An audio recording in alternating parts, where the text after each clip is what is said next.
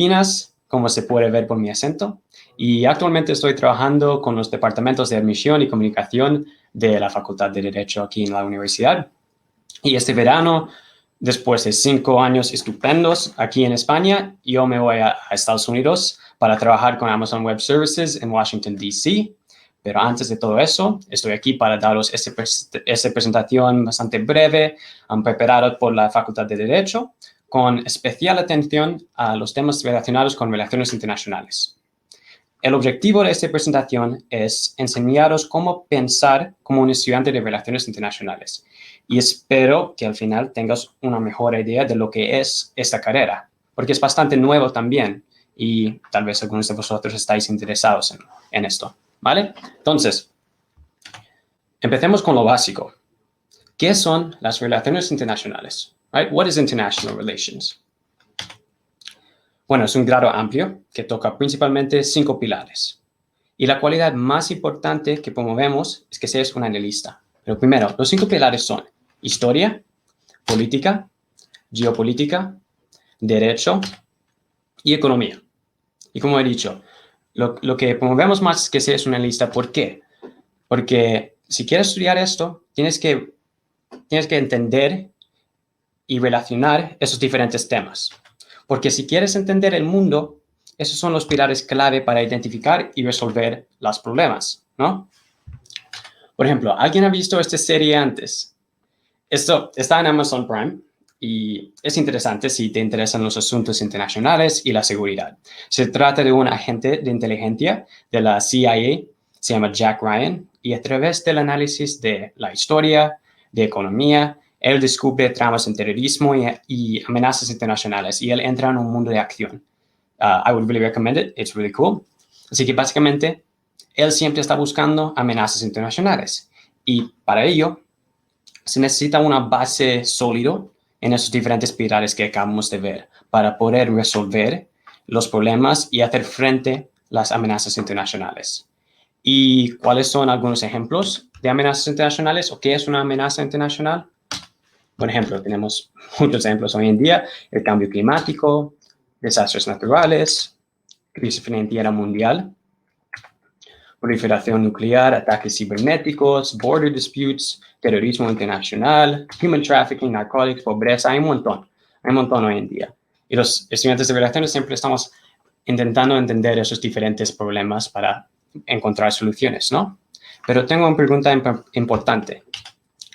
¿Cuál fue el sello o qué evento ha marcado el siglo XXI? ¿Cuál fue el momento decisivo de principios del siglo que marcó la política internacional de los siguientes 20 años? Right? What was the hallmark of the 21st century? What changed everything? Fue el 11 de septiembre, right? 9/11. El 11 de septiembre y la consiguiente guerra contra el terrorismo que los Estados Unidos y muchos países occidentales persiguieron. Esto llevó el terrorismo a la vanguardia de los asuntos internacionales y de la seguridad.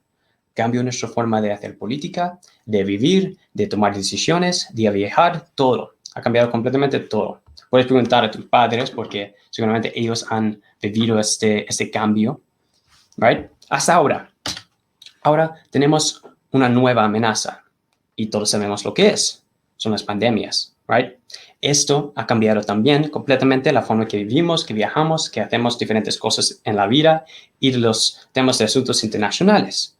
Ahora, las pandemias o las enfermedades han reemplazado el terrorismo como el principal amenaza, ¿no?, en el mundo. Entonces, así que con esto hablamos del papel y la importancia de relaciones internacionales en la crisis actual. Probablemente ya estáis agotados de escuchar hablar, de hablar de la pandemia, y yo también, si puedo ser sincero, pero es esencial que entendamos cómo esto se convirtió en una crisis, porque igual con el 11 de septiembre, esto cambiará el orden mundial en los próximos años. Entonces tenemos que entender lo que pasó exactamente. Y no os preocupéis, no vamos a ver este tema a través de la lente que ya hemos visto. Vamos a ver este tema a través de la lente de relaciones internacionales. ¿Ok? So let's get started. Primero, aquí tenemos una rápida línea de tiempo de COVID-19 desde su primer caso hasta su millonésima. podemos ver cómo se extendió a través de las fronteras de diferentes países. A partir de diciembre, cuando China alertó la OMS sobre el virus, lo vimos entrar en países de todo el mundo, ¿no? Y en septiembre ya había 1 millón de muertos. That was really fast, if you think about it, right?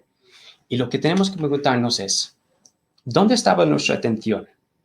¿Por qué estamos tan distraídas cuando COVID empezó a desarrollar? ¿Dónde estamos mirando? Right? Probablemente es muy difícil recordar un momento cuando el COVID no dominara las noticias. Pero en caso que no lo recuerde, hagamos una rápida resumen de las principales noticias de 2019. Por ejemplo, migración, ese tema, había más o menos 79.5 millones de refugiados en 2019. Un problema tremendo a nivel mundial. Lo hemos visto esto en Norteamérica, en Latinoamérica, aquí en Europa, incluso en Asia, en todas partes. Todo el mundo estaban afectados por este problema. También, las economías mundiales se vieron afectadas por la guerra comercial entre Estados Unidos y China. Probablemente no habéis leído mucho de esto, es un tema más de economía también, pero si queréis estudiar cosas así como de economía de relaciones, es muy importante que estáis en el día, you're up to date with these different kinds of news that you don't normally hear, pero eso es algo muy grave que pasó en 2019 y afectó todas las economías. Otro ejemplo, Theresa May renunció mientras Brexit seguía desarrollándose. ¿Alguien recuerda cuando el Brexit era nuestro mayor problema aquí en Europa? Ya lo echo de menos. I honestly miss when we had this. Tiempos más sencillos. It was much simpler time when this was our problem. Pero sí, esto fue una gran distracción en 2019, right? And now we've kind of forgotten about it almost completely. ¿Y qué está pasando en otras partes del mundo? En Asia, por ejemplo, las protestas de Hong Kong comenzaron en junio contra los planes de permitir la extradición a China continental. Si no lo sabías, hasta 1997 Hong Kong fue gobernado por Gran Bretaña como una colonia, pero luego regresó a China y poco a poco han ido adoptando diferentes políticas chinas. Pero China es un gobierno comunista y los ciudadanos de Hong Kong querían mantener su sistema democrático, right? So eso fue algo muy grande que pasó en Asia. Tal vez no habéis escuchado hablar de esto desde Europa, pero en Asia era algo muy grave. El punto es que había mucho que ver y mucho que hacer en 2019. Y tal vez pueda daros una idea de por qué nadie esperaba que una enfermedad fuera el mayor problema al finales de 2019. Pero entonces, de repente, aquí es donde terminamos. Y la pregunta principal sería, ¿cómo hemos llegado aquí? How did we get here so quickly? Right? Para responder a esto, necesitaremos usar uno de estos pilares que mencioné antes. Vamos a ver la historia. ¿Cómo crees que podemos usar la historia para explicar cómo el COVID-19 se salió de control? Bueno, la historia puede explicarnos cómo terminamos con los sistemas actuales que tenemos hoy en día. Nos ayuda a entender por qué tenemos los principales actores internacionales que tenemos. ¿Alguien sabe quién son esos tres hombres? Seguramente lo habéis estudiado esto en algún momento en el colegio.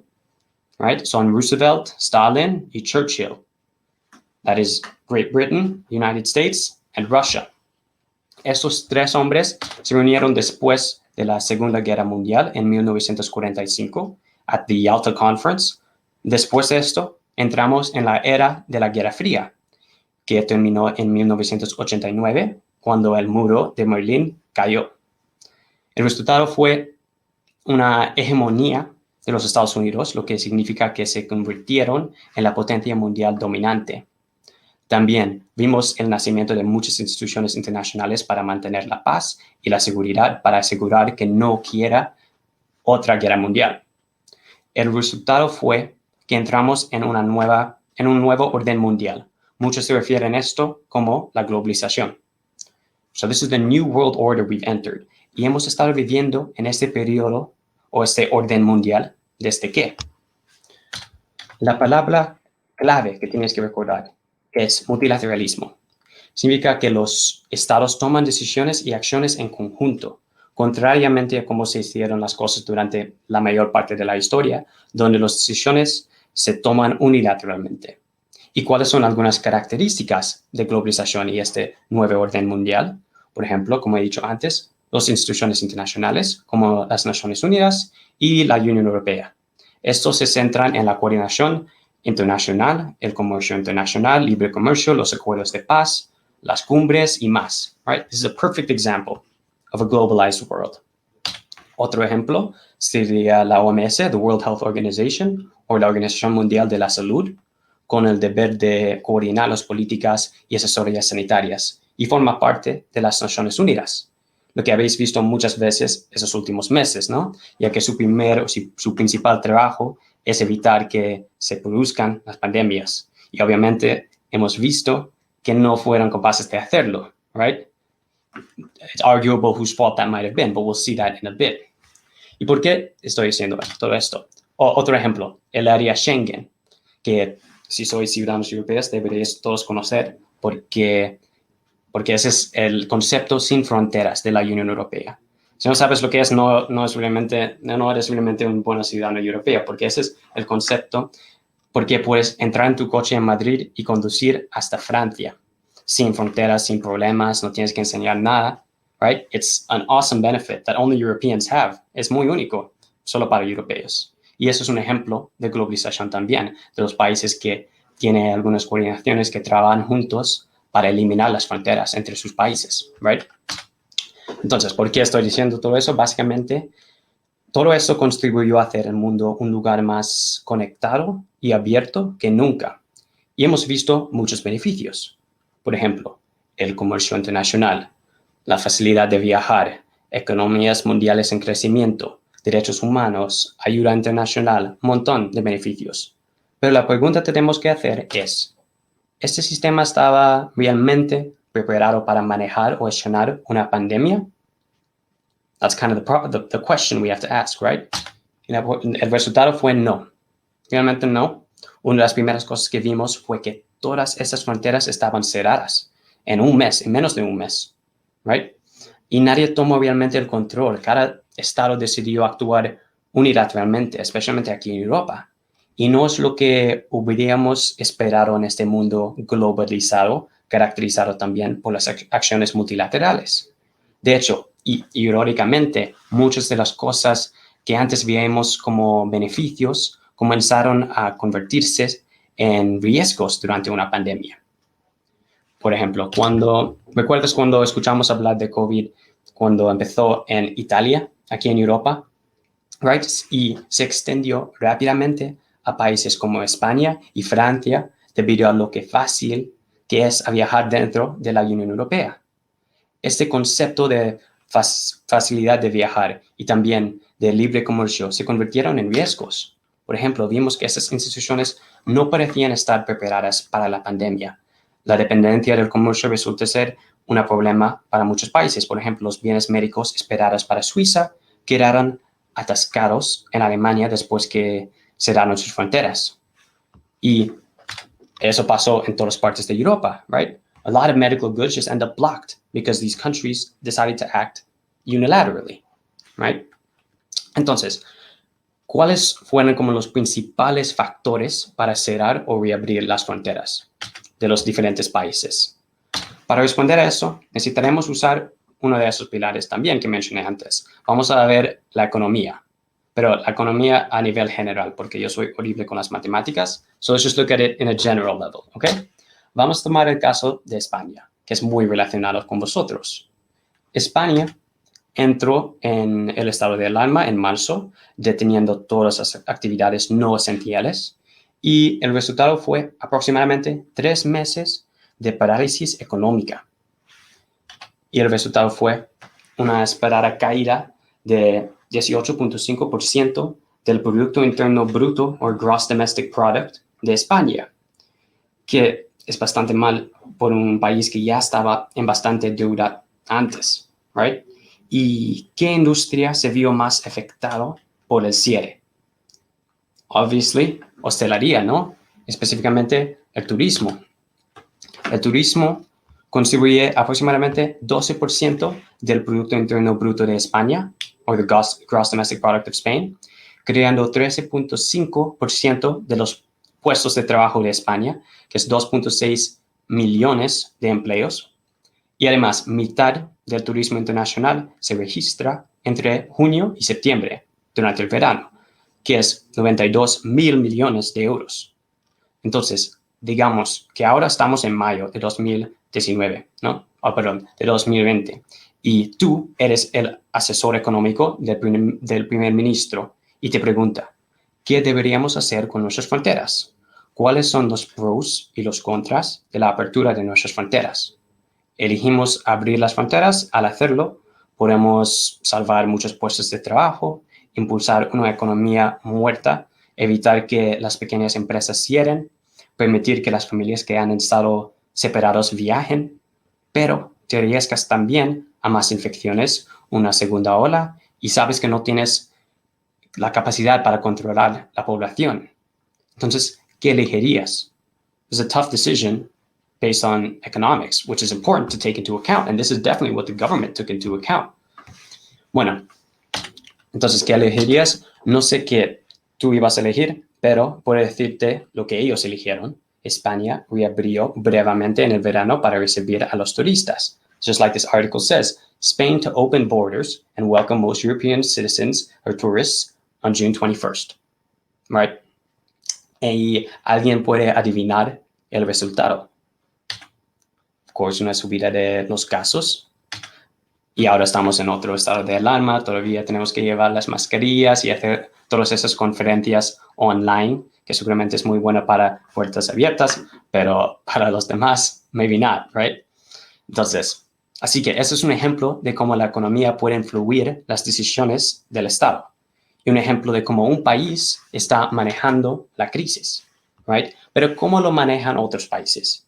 ¿Y es la economía uno de los únicos factores que tenemos que considerar? Vamos a ver otros países, en particular dos potencias mundiales, China y los Estados Unidos. Ahora vamos a ver el pilar de política. Quiero mostrarles cómo la política, o más bien los diferentes sistemas políticos y legales, pueden explicar cómo esos dos países tenían protocolos tan diferentes para COVID. Quiero mostrar cómo los sistemas políticos pueden decidir qué capacidad tienen los estados en una crisis y qué herramientas tienen esos países como consecuencia de sus sistemas políticos y sus leyes, ¿vale? Entonces, esta es una clase que realmente si queréis estudiar relaciones, es una clase que vais a estudiar. Muy interesante, era uno de mis favoritos. Se llama Comparative Political Systems, ¿ok? Y usando esto vamos a ver cuál es la diferencia entre estos dos sistemas, ¿vale? China está liderado por el Partido Comunista, mientras los Estados Unidos es una república de constitución federal, ¿no? Federal Constitution, con dos partidos principales que comparten, o mejor decir, luchan por el poder, ¿no? Esto tiene diferentes efectos. Por ejemplo, China puede ser mucho más eficiente en la toma de decisiones, ¿no? Porque solo tienen un partido. Entonces, cuando ellos quieren hacer algo, lo hagan, se mueven rápidamente, unidos por una visión. En los Estados Unidos, su sistema garantiza más libertades individuales por la constitución que tienen y protege los derechos de sus ciudadanos, pero cada pequeña decisión es peleada por cada partido. Entonces, haciendo que su proceso de tomar decisiones sea muy lento. China también tiene un gobierno central fuerte, mientras los Estados Unidos tienen un gobierno central relativamente débil. Débil en el sentido de que cada estado tiene su propio gobierno. Por eso se llaman los Estados Unidos, right? Tienen sus propios legisladores, governors, everything. Y ese sistema tiene algunas ventajas para los Estados Unidos, con más controles y equilibrios y menos abuso de poder en general.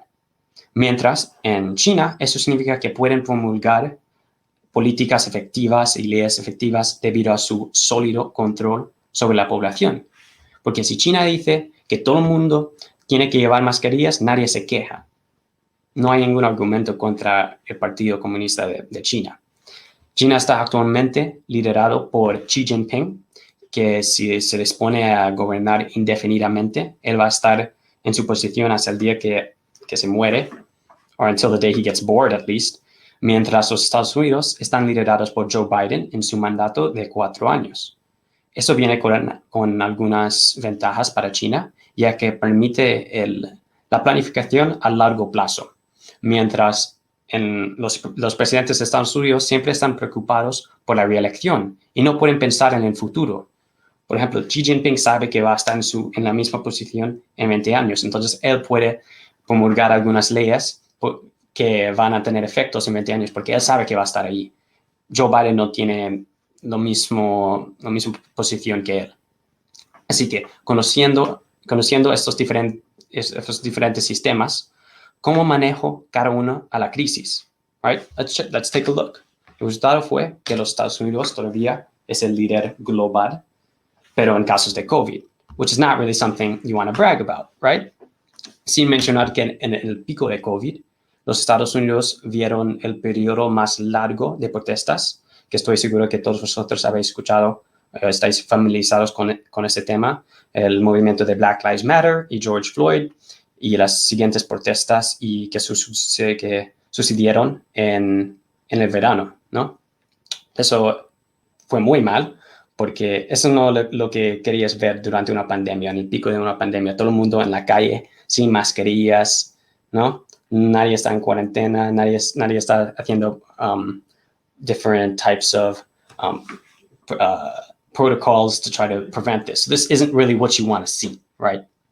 Incluso Trump tuvo COVID durante este momento. Pero sin embargo, los Estados Unidos es muy rico y fue capaz de proporcionar pruebas a la población, así como los beneficios de desempleo, en lo que estaban dando aproximadamente $900 a la semana durante 3 meses. Por ejemplo, mi hermana trabaja en un hotel y durante el verano obviamente todo estaba cerrado, pero el gobierno de Estados Unidos estaban pagándole como $900 a la semana. Eso es un ejemplo de un país que tiene mucho dinero por su libre comercio y uno de sus beneficios, ¿no? Pero el poder limitado del gobierno y las fuertes libertades individuales significaban que el gobierno no podía obligar a nadie a la cuarentena, ni siquiera a usar una mascarilla. Todavía está muy debatida si deberían usar una mascarilla, porque todos los estadounidenses dicen que es contra su libertad individual y que ellos pueden hacer lo que quieren. Right? So this is kind of ironic. One of the benefits, again, of their system durante una pandemia se convirtieron en riesgos. Right? Y vamos a ver ahora qué pasó en China. Mientras tanto, en China, ellos fueron muy, muy eficientes y efectivos en su gestión de COVID.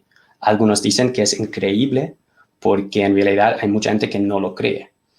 Hace unas semanas, después de una persona diera positiva, hicieron pruebas a una ciudad entera de 5 millones de personas. Eso es debido a lo que ya hemos visto antes, a su sólido control de la población y su gobierno central fuerte, ¿no? Entonces, sabiendo esas cosas, tal vez sería más fácil entender qué pasó y cómo habían gestionado tan bien la crisis, ¿no? Porque eso es uno de los beneficios de un gobierno central fuerte. En Wuhan, por ejemplo, donde todo esto empezó, la vida ya ha vuelto a la normalidad. Y porque el gobierno puede fácilmente poner toda una ciudad en lockdown y son capaces de ignorar cualquier queja o discusión. Incluso ellos han estado dando bienes médicos, proporcionando ayuda a muchos otros países, especialmente los países en desarrollo. Y ahora están pretendiendo ser como los héroes de COVID. Pero tengo una pregunta. ¿Alguien sabe quién es este hombre? I'm not sure if you remember, no sé si recordáis, pero esto es Dr. Li Wenliang y es el doctor que alertó el mundo sobre COVID-19. Él publicó mensajes y videos advirtiendo a la gente sobre la subida de COVID-19 en diciembre de 2019. Y él fue reprendido por la policía de Wuhan por hacer comentarios falsos y él tuvo que ir a la Oficina de Seguridad Pública donde tuvo que firmar una carta de amonestación diciendo que no volverá a hacerlo. Y una semana después, él murió de COVID. Entonces, a pesar de la eficiencia de China en el manejo de los casos de COVID, muchos países no han olvidado que aquí es donde todo comenzó. Además, tener un gobierno fuerte significa que pueden controlar la información, porque ahora está saliendo algunas noticias que China sabían sobre COVID desde noviembre de 2019. Entonces, muchos piensan que China, reteniendo información sobre la enfermedad, fue una gran violación al derecho internacional. Por ejemplo, Trump acusó a China por COVID-19, mientras Xi Jinping estaba pretendiendo ser como el líder global del multilateralismo. Trump también acusó la OMS, porque si recuerdáis, no sé si habéis leído las noticias en ese momento, pero la OMS estaban pusiendo mucho al lado de China en principio de todo esto, de la pandemia. Y China ha perdido la confianza internacional sobre su gestión de COVID, ¿no? Pero quiero preguntar, ¿qué opináis vosotros? ¿Fue China responsable? ¿Fue la OMS? Y si lo fuera, ¿cómo podría buscar la justicia? Porque ¿qué poder legal tiene la comunidad internacional? ¿Cómo se puede castigar a un país o una organización internacional? Right? ¿Qué poder tenemos realmente? Para esto, vamos a tener que usar uno de esos pilares también y vamos a hablar de la ley, en particular el derecho internacional. Porque, por ejemplo, tenemos métodos para castigar a los individuos que infringen la ley. Por ejemplo, si me encuentro en un espacio público aquí en España sin una mascarilla, el gobierno español tiene el poder y la capacidad para multarme, porque estoy dentro de su jurisdicción legal, ¿no? Su jurisdicción legal. Y si rompo una de las leyes dentro de su jurisdicción, el gobierno de España tiene las herramientas para hacer justicia, buscar justicia, ¿no? Pero la comunidad internacional no tiene el mismo poder ni la misma jurisdicción. So, ¿cómo podemos buscar la justicia en la comunidad internacional? Vamos a ver. Vamos a hacer un crash course en Derecho Internacional. I promise it won't be boring. Vamos a hacer esto rápidamente. Entonces, bajo el Derecho Internacional, los estados son los principales actores y tienen derechos. Como las personas aquí en España tienen derechos, ¿ok? Los estados son responsables de las violaciones del derecho internacional. They can be held responsible for any violations in international law, pero, y eso es muy importante, los estados también tienen soberanía, right? Soberanía o sovereignty.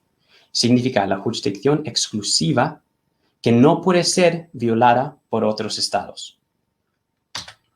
Okay? Exclusive jurisdiction, which cannot be violated by other states.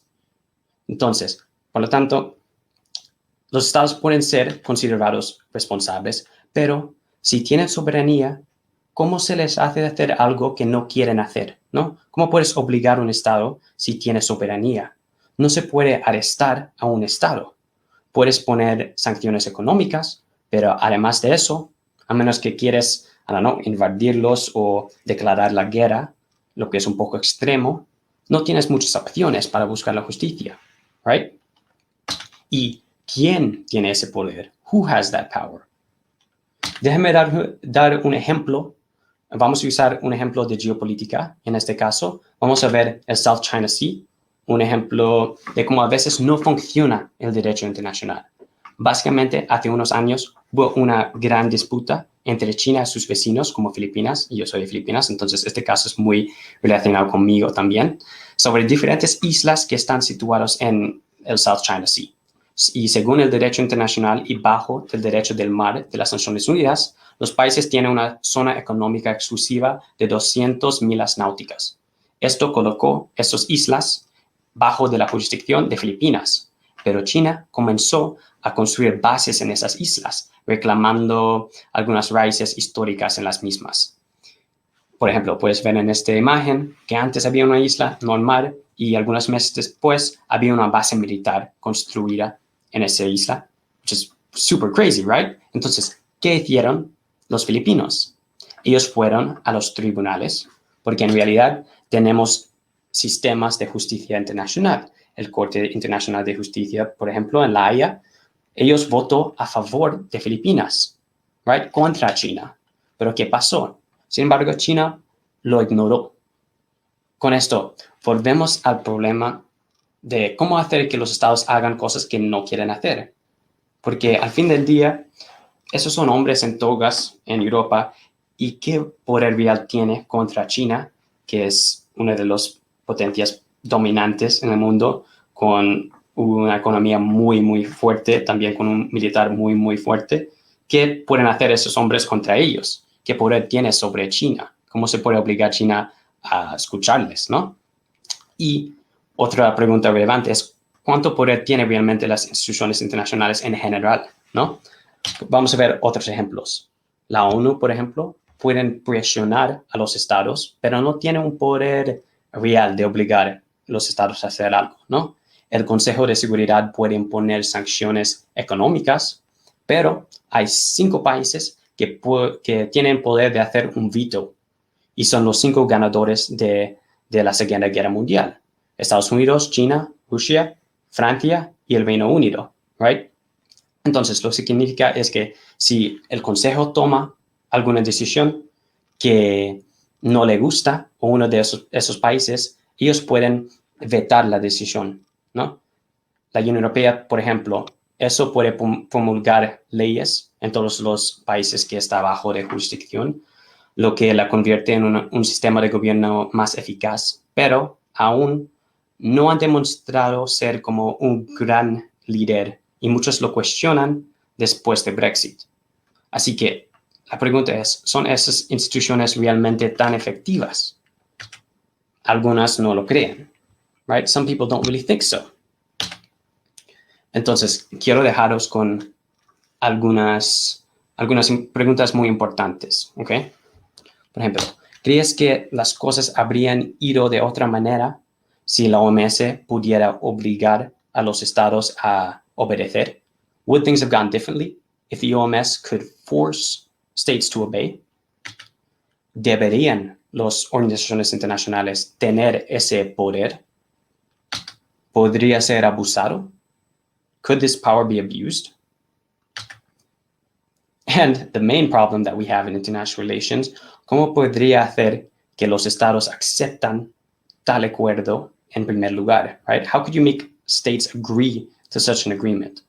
Porque, ¿cómo vais a convencer a China o Estados Unidos a obligarles a escuchar a la OMS, una organización internacional externa, right? How would you make them even listen to them?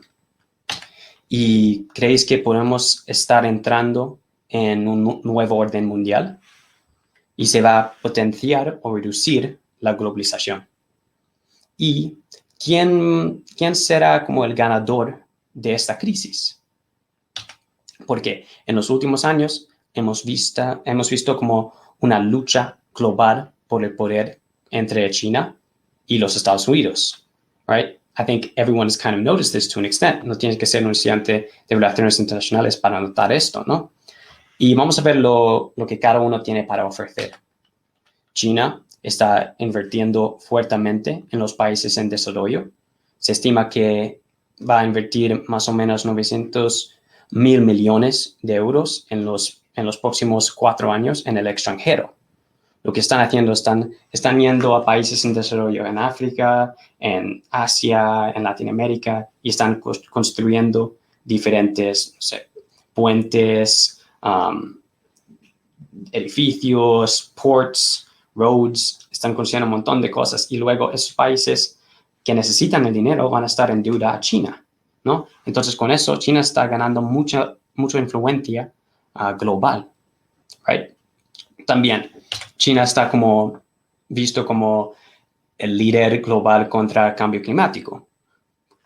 Debido a lo que había dicho antes, debido a su planificación a largo plazo que tienen, porque Xi Jinping puede hacer leyes para 2060 porque él sabe que va a estar ahí en control y en poder, ¿no? Mientras tanto, los Estados Unidos, con la campaña de American First de Trump, esto no ha beneficiado mucho su imagen internacional. Ellos dejaron el Acuerdo Climático de París, dejó la OMS y han mostrado una falta de liderazgo en la esfera internacional. Este es el mismo país que llevó al mundo a su estado globalizado. Y en los últimos años que acercaron a esta pandemia, parecen haber cambiado completamente su enfoque, aunque la administración de Joe Biden está tomando medidas para cambiar estas cosas, ¿no? Esperamos que no sea demasiado tarde. Entonces, ahora los países tienen que tomar una decisión. ¿A qué puerta van, no? Which door are they going to go to? Una creciente presencia china, una cada vez más pequeña de los Estados Unidos. En general, podemos decir que el mundo ahora se encuentra en un cognito, ¿no? Incógnito. Y quién sabe lo que nos deparará en el futuro. Entonces, ¿cuáles fueron como las principales revelaciones del virus? Las pandemias, por ejemplo, y enfermedades entraron en la vanguardia de los asuntos internacionales y de la seguridad internacional. Mostró también los principales defectos de globalización como un golpe contra globalización. Mostró la vulnerabilidad de los Estados Unidos y la eficacia de China. Y también mostró la ineficacia de las organizaciones internacionales como la OMS, fracasando en su trabajo principal, y la Unión Europea, que no han tomado el liderazgo, y la ausencia de acciones multilaterales, que, como he dicho antes, que es lo que hubiéramos esperado en este mundo globalizado, ¿no? Así que en esta breve y amplia presentación hemos visto algunos de los principales pilares de las relaciones internacionales y hemos utilizado esto para tratar de explicar la crisis en el mundo actual. Right?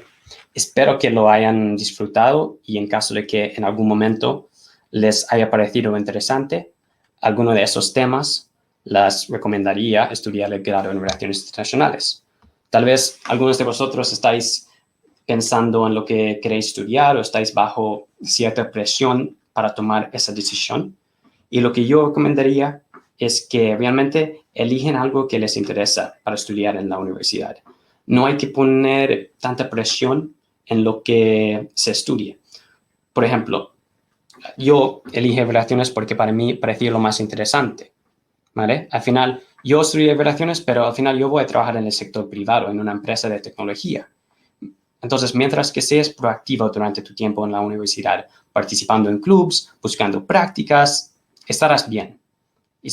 As long as you're working on your professional profile, ¿no? Lo más importante es que sigues desarrollando su perfil profesional.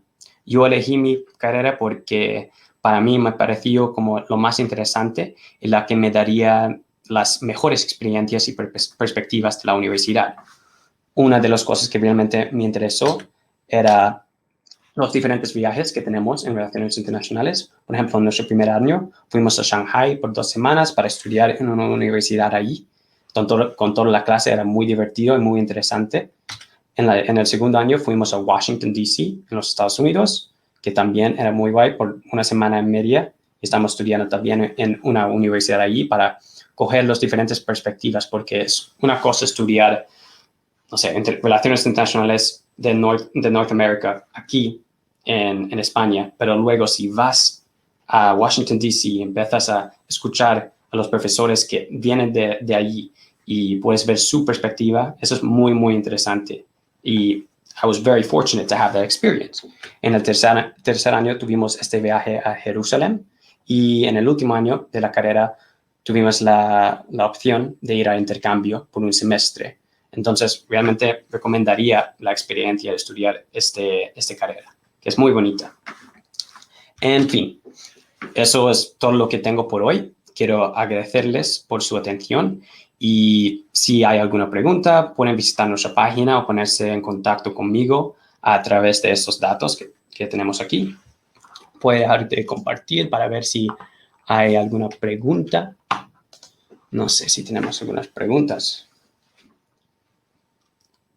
Pero si alguien quiere preguntar algo, también creo que desde esta plataforma tienes la opción de hacer una reunión con nosotros en los horarios. No sé, yo no puedo verlo desde mi pantalla, pero seguramente vosotros sí. Entonces, si estáis interesados a contactarnos, puedes hacerlo desde allí o también desde nuestra página web. Entonces, no veo ninguna pregunta por el momento.